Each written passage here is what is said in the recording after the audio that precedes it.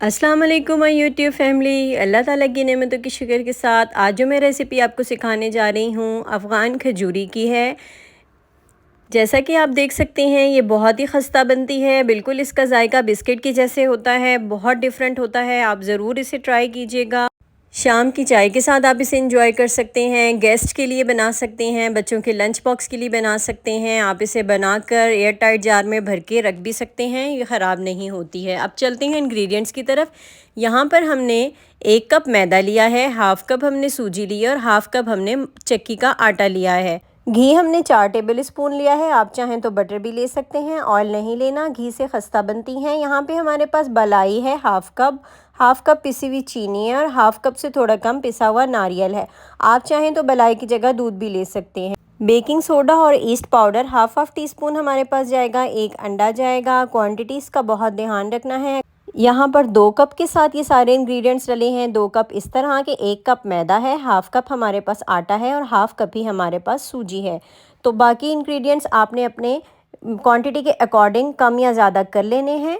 जिस तरह के आप आटे की मिकदार बढ़ाएंगे तो फिर आपने बाकी चीज़ें भी बढ़ा लेनी है। यहाँ पर चारों चीज़ें हमने यकजान कर ली हैं, इनको अच्छा सा फेंट लेना है ताकि चीनी, अंडा, घी ये सारी मलाई के साथ अच्छी तरह से मिक्स होके एक लिक्विड सा तैयार हो जाए, क्योंकि इस लिक्विड से ही हमने अपना आटा गूंदना है। तो यहाँ पर अगर हमें ये कम पड़ जाए तो हम दूध और शामिल कर सकते हैं। यहाँ पर अगर ये बैटर हमें ज़्यादा पड़ जाए, जैसा कि हमारा आटा गूंदते हुए हमें लगे कि हमारा ये बैटर बच गया है, तो थोड़ा सा मैदा हम और शामिल कर सकते हैं। तो ऐसा कोई भी हार्ड एंड फास्ट रूल नहीं है। कभी कभार अंडा बड़े साइज़ का आ जाए या हमसे कुछ चीज़ ज़्यादा डल जाए तो इतना फ़र्क आ ही जाता है, तो आपने उसको खुद ही मैनेज कर लेना है।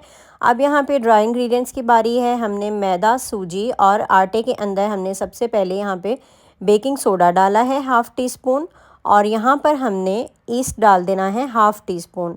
इन सारी चीज़ों को हमने अच्छी तरह यकजान कर लेना है। आप चाहें तो मोटी छन्नी से एक बार इसे छान भी सकते हैं, लेकिन मैंने नहीं छाना, मैंने ऐसे ही इसको मिक्स कर लिया था। अब साथ में ही मैंने नारियल पाउडर भी डाल दिया है। अब इसे एक बॉल में ट्रांसफ़र कर लें, क्योंकि अब इसे हमने इसका आटा गूंदना है। तो थोड़ा थोड़ा करके हमने ये बैटर शामिल करते जाना है और हमने अपना आटा गूंदते जाना है। जितना हमें ज़रूरत हो हमने उतना डालना है। याद रखिए चीनी भी आप अपनी मर्ज़ी के अकॉर्डिंग कम या ज़्यादा कर सकते हैं। आप अगर तेज़ मीठा पसंद करते हैं तो आप यहाँ पे चीनी थोड़ी सी बढ़ा सकते हैं।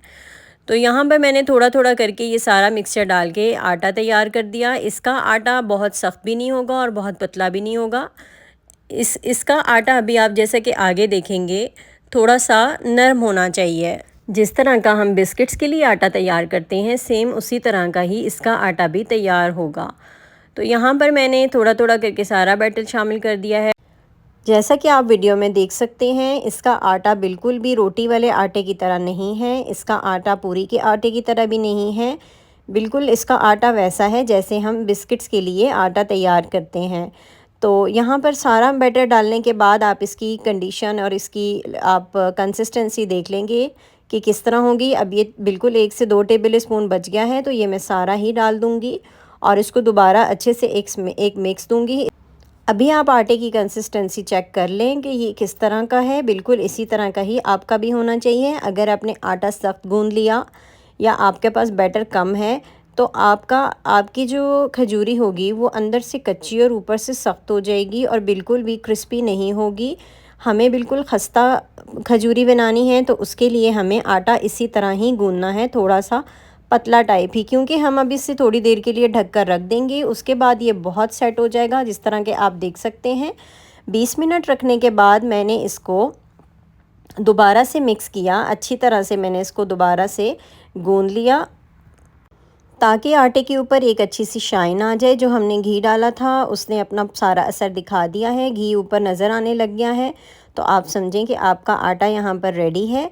अब हमने इसके छोटे छोटे से बॉल्स रेडी कर लेने हैं। सबसे पहले आप चाहें किसी भी शेप में बना सकते हैं। अगर आपके पास कोई भी शेप अवेलेबल है, आप इसकी रोटी बड़ी सी बेल के आप कटर से काट सकते हैं, लेकिन मैं आपको जो इसकी ओरिजिनल लुक होती है उसकी रेसिपी दे रही हूँ। तो उसके लिए मैंने यहाँ पर एक स्पाइडर स्पून बड़ा वाला लिया है। सबसे पहले तो मैंने सारे आटे के छोटे छोटे बॉल बना दिए ताकि मैं जब इसकी खजूरियाँ बनाने लगूँ तो मेरा टाइम ज़ाया ना हो और जल्दी जल्दी बन जाएं।